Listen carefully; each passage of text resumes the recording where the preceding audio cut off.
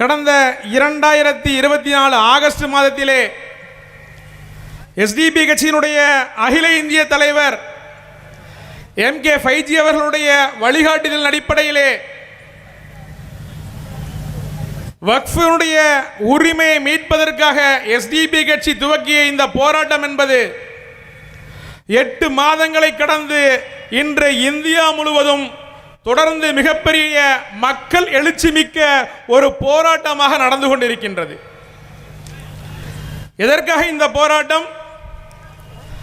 வக்ஃபு உரிமை எங்களுடைய உரிமை, இது மஸ்ஜிது, பள்ளிவாசல், கபர்ஸ்தான்களை நாங்கள் விட்டுத்தர மாட்டோம் என்ற அடிப்படையிலே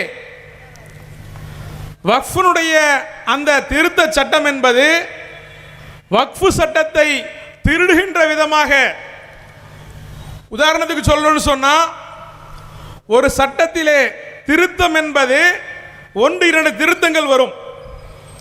ஆனால் இந்தியா சுதந்திரம் அடைந்ததிலிருந்து 1950 இந்திய அரசமைப்பு அமைந்ததிலிருந்து திருத்தப்பட்ட எந்த சட்டங்களும் இது போன்ற ஒரு திருத்தங்களை சந்தித்ததில்லை. ஏன்னு சொன்னா, சட்டத்திற்குரிய சில பகுதிகளை நீக்குதல், சில பகுதிகளை திருத்துறது, சில பகுதிகளை மாற்றுதுன்னு சொல்லக்கூடிய 115 திருத்தங்களை இந்த வக்ஃபு திருத்த சட்டத்தில் கொண்டு வந்துருக்கிறாங்க. அதாவது 115 திருத்தம் என்பது இந்த சட்டத்தை இல்லாமலாக்குவது. அதனால தான் சொல்றோம் இது அரசமைப்புக்கு எதிரான சட்டம்னு. இந்த மாநாட்டினுடைய வாயிலாக நான் என்னுடைய தொப்புள் கொடி உறவுகளாக இருக்கக்கூடிய இந்து சகோதரரிடத்திலே சில கருத்துக்களை பரிமாற்றிக் கொள்ள வேண்டும் என்று ஆசைப்படுகின்றேன்.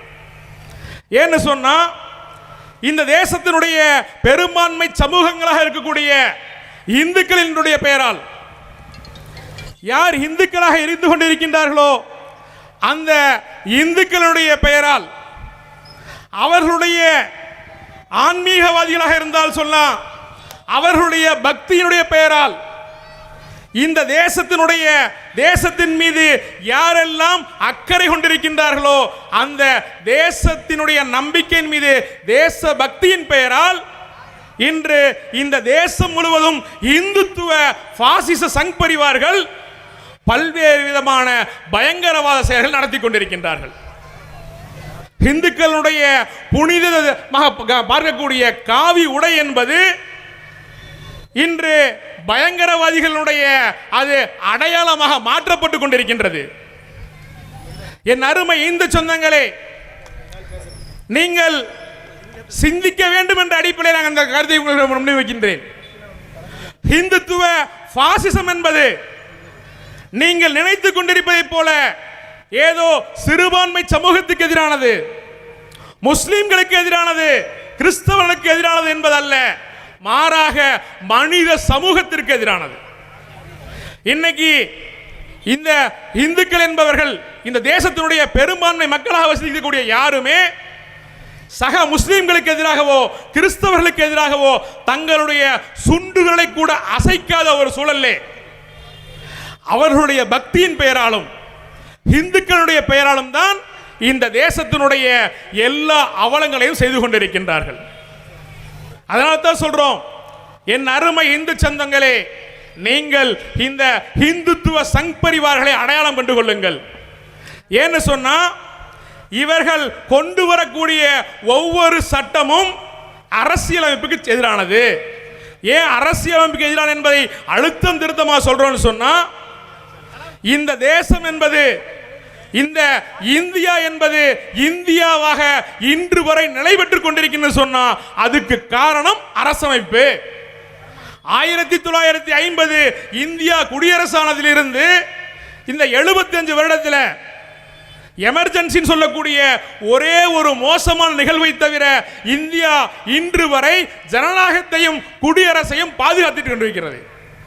அதே காலகட்டத்தில் சுதந்திரம் அடைந்த பல்வேறு நாடுகள், இந்தியாவினுடைய அண்டை நாடுகளை பார்த்தோன்னு சொன்னா பல நாடுகளில் ராணுவ புரட்சி, உள்நாட்டு கலவரம், இப்படி அந்த நாடுகள் எல்லாம் துண்டாடப்பட்டு கொண்டிருக்கக்கூடிய சூழல்ல இந்தியா இன்று வரை ஜனநாயகமும் குடியரசும் பாதுகாக்கப்பட்டு கொண்டிருக்கிறது சொன்னா அதற்கு காரணம் இந்தியாவுடைய அரசமைப்பு.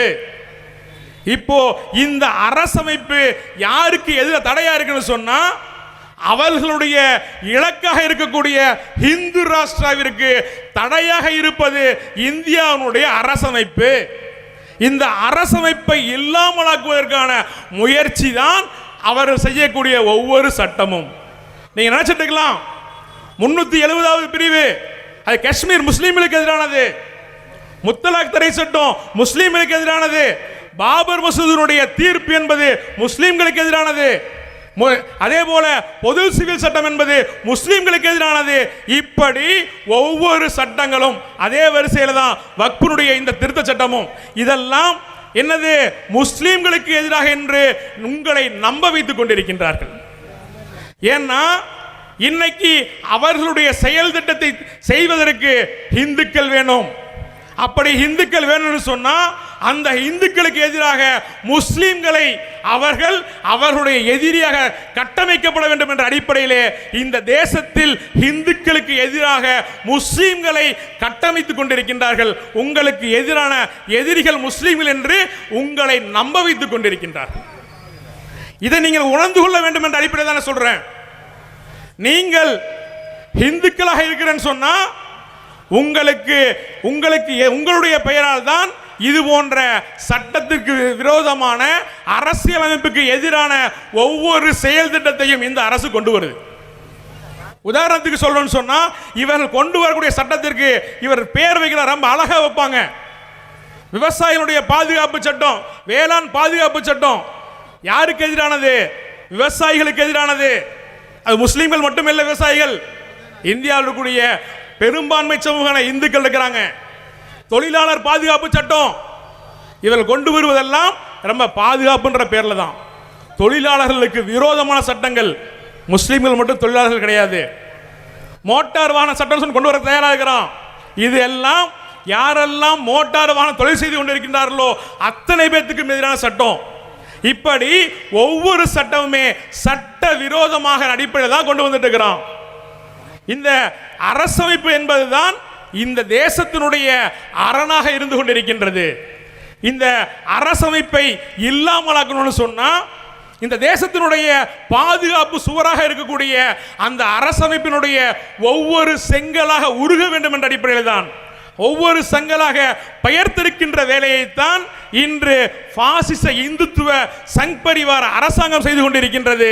இனி இந்துக்களாகிய நீங்கள் வக்ஃபு சட்டமாக இருந்தாலும் சரி, முத்தலாக் தடை சட்டமாக இருந்தாலும் சரி, பொது சிவில் சட்டமாக இருந்தாலும் சரி, முஸ்லீம்கள் களத்துக்கு வர்றாங்களோ இல்லையோ இந்த தேசத்தின் மீது அக்கறை கொண்ட ஒவ்வொரு இந்துவும் முதல் வரிசையில் நின்று போராட வேண்டியது உங்கள் மீது கடமை. ஏன்னு சொன்னா இந்த நாடு இந்தியாவாக இருக்கணும்னு சொன்னா, இந்த தேசம் ஜனநாயகத்தோடு குடியரசோடு இருக்க வேணும்னு சொன்னா இந்திய அரசியலமைப்பு பாதுகாக்கப்பட வேணும். அப்படி அரசியலமைப்பு பாதுகாக்கணும்னு சொன்னா வெறும் முஸ்லிம்கள் மட்டும் போராடனா அரசமைப்பை பாதுகாக்க முடியாது. இந்த தேசத்தை இந்தியாவாக வாழ வைப்பதற்கு நீங்கள் முன்வரிசைக்கு எங்களோடு களம் காண வாருங்கள் என்று உங்களுக்கு இந்த கூட்டத்தின் வாயிலாக கேட்டுக்கொள்கிறேன். அடுத்தபடியாக இன்னைக்கு SDP கட்சி உட்பட இந்தியாவுடைய பல்வேறு கட்சிகள் எல்லாம் என்ன பண்ணப்பட்டிருக்குது? உச்ச நீதிமன்றத்திலே வழக்கு தொடுத்திருக்குது. இந்த வழக்கை விசாரித்த உச்ச நீதிமன்றம் என்ன பண்ணி இருக்குது? ஒரு இடைக்கால தீர்ப்பை வழங்கி இருக்குது. இந்த தீர்ப்பை SDP கட்சி உட்பட பல்வேறு நபர்களும் வரவேற்றிருக்கின்றார்கள். இந்த தீர்ப்பு என்பது ஏதோ ஒட்டுமொத்த வக்ஃபு சொத்தும் பாதுகாக்கப்பட்டதை போல ஒரு எண்ணம் இன்று பெரும்பான்மையாக இருக்கக்கூடிய முஸ்லிம் சமூகத்துக்கு வந்திருக்குது. நீங்கள் ஒன்றை உணர்ந்து கொள்ளணும். என்னன்னு சொன்னா கடந்த காலத்தினுடைய நீதிமன்றங்கள் எப்படி அதனுடைய செயல்பாடுகளாக இருந்தது என்பதை நீங்கள் உணர்ந்து கொள்ளணும். ஏன்னு சொன்னா கடந்த காலத்தில் மிகப்பெரிய உதாரணம் நமக்கு இருக்குது. பாபர் மசூதியினுடைய அந்த வழக்கு, அது நடந்த எல்லா விஷயங்களும், அதில் நடந்த எல்லா அநீதிகளும் நீதிமன்றத்தில் மட்டும் தான் நடந்துச்சு. அதனுடைய துவக்கம் எங்க ஸ்டார்ட் ஆச்சு?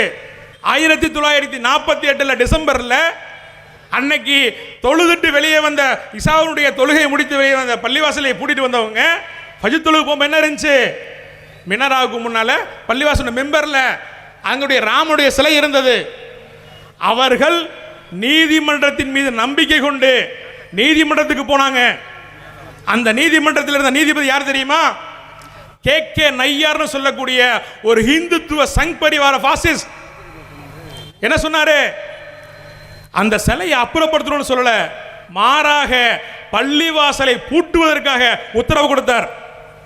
பிற்காலத்தில் பிஜேபியினுடைய தந்தை அமைப்பான தாய் அமைப்பா இருக்கக்கூடிய ஜனசக்தியினுடைய பாராளுமன்ற உறுப்பினராக போனார். எப்படி? முதல்ல பாபர் மசூதியுடைய வழக்கில் முதலாக நீதிமன்றத்துக்கு போனதில் இருந்து உச்ச நீதிமன்றத்துடைய தீர்ப்பு வரைக்கும் நீங்க பாத்தீங்கன்னு சொன்னா, இந்த உயர்நீதிமன்ற அலகாபாத்துடைய உயர்நீதிமன்ற தீர்ப்பு எப்படிப்பட்டது? அதாவது இடம் யாருக்குன்னு பிரச்சனைக்குன்னு போனா எப்படி தீர்ப்பு கொடுக்குறாங்க? மூன்றாக பிரித்து பாகப்பிரிவு தீர்ப்பு. உச்ச நீதிமன்றம் என்ன சொல்லுது? இதனுடைய பாபர் மசூதியுடைய ஆவணங்கள்லாம் தெளிவா இருக்குது, இதெல்லாம் என்ன இருக்கு?